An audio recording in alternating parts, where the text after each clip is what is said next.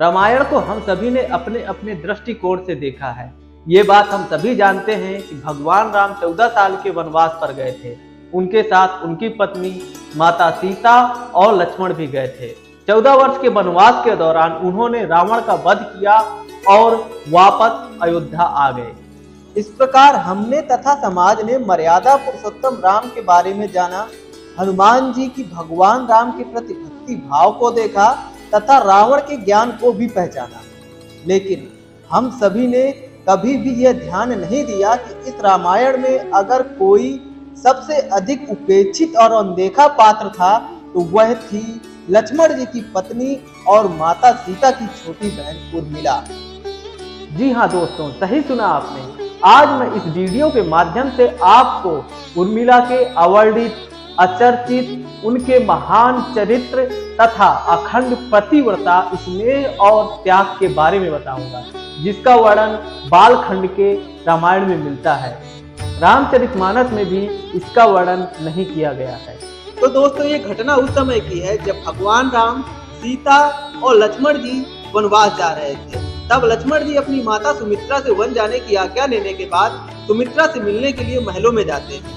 तब लक्ष्मण जी उर्मिला जी की कक्ष की ओर आगे बढ़ रहे होते हैं और मन ही मन में विचार कर रहे होते हैं कि माँ ने तो आज्ञा दे दी, परंतु उर्मिला को कैसे समझाऊंगा। बिना बताए चला गया तो रो रो कर अपनी जान दे देगी, और बताऊंगा तो कहेगी सीता जी अपने पति के साथ जा रही हैं, तो मैं क्यों नहीं, तब क्या कहूंगा। इतना सोचते सोचते जैसे ही वह कक्ष पर पहुंचे तो उन्होंने देखा उर्मिला जी के हाथ में एक थाल है और वो वहां पर खड़ी है।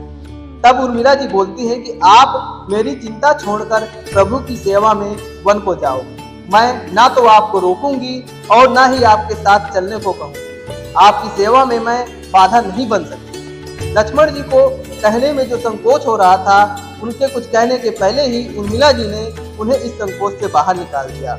वास्तव में यही पत्नी का कर्तव्य है। जब भी पति संकोच में पड़े, उसके कहने के पहले ही उसे संकोच से बाहर निकाल दे। उर्मिला जी किसी भोगी की बेटी नहीं, वह तो जनक जैसे ज्ञानी योगी की बेटी है। उन्होंने लक्ष्मण जी से एक विनती की कि मैं एक दीपक जलाकर रखूंगी और मेरे इस आस के दीपक को आप कभी भी बुझने मत देना। लक्ष्मण जी इसके बाद राम जी के साथ वन को चले गए और उर्मिला ने एक तपस्विनी की भांति 14 वर्षों तक तप किया। कभी अपने महलों के द्वार बंद नहीं किए, सारी रात जागकर दीपक किलों को बुझने नहीं दिया। मेघनाथ को लक्ष्मण जी ने नहीं मारा, उसे कोई मार भी नहीं सकता था। उसे मारा अयोध्या में बैठी एक तपस्वी ने, उर्मिला जी के तप ने। उर्मिला जी के इतने कठिन तप के कारण ही मेघनाथ मारा गया। और इधर मेघनाथ से युद्ध के दौरान जब लक्ष्मण जी को शक्ति लगती है और वह मूर्छित हो जाते हैं, तब हनुमान जी संजीवनी लेने के लिए जाते हैं। हनुमान जी जब संजीवनी पर्वत को अपने बाएं हाथ में उठाकर वापस प्रभु श्री राम के पास जा रहे थे, तब जब वह अयोध्या के नजदीक से गुजरे तो उन्होंने अयोध्या में श्री राम के परिवार का दर्शन करना उचित समझा। अर्धरात्रि का समय था। अयोध्या में भरत जी ने उन्हें राक्षस समझकर बाण से प्रहार कर दिया, जिससे वह नीचे गिर गए।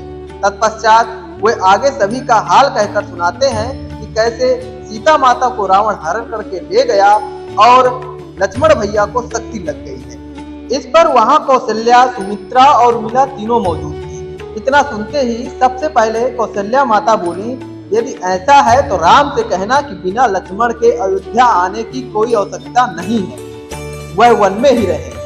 इतना सुनते ही सुमित्रा माता बोली, नहीं नहीं, राम से कहना लक्ष्मण नहीं तो कोई बात नहीं, अभी शत्रुघ्न है, मैं उसे भेजती हूँ। मेरे दोनों पुत्र उनकी सेवा के लिए ही जन्मे हैं। हनुमान जी सोचने लगे, उर्मिला जी जो शांत और प्रसन्न खड़ी हैं, उन्हें अपने पति की कोई चिंता नहीं है। हनुमान जी ने पूछा, देवी आपकी प्रसन्नता का क्या कारण है? आपके पति के प्राण संकट में हैं, सूर्य उदित होने से ही सूर्य का कुल दीपक बुझ जाएगा। और तब उर्मिला जी बोली, ऐसा हो ही नहीं सकता, क्योंकि मेरा दीपक संकट में नहीं है, वह मुझे ऐसा कोई संकेत नहीं दे रहा।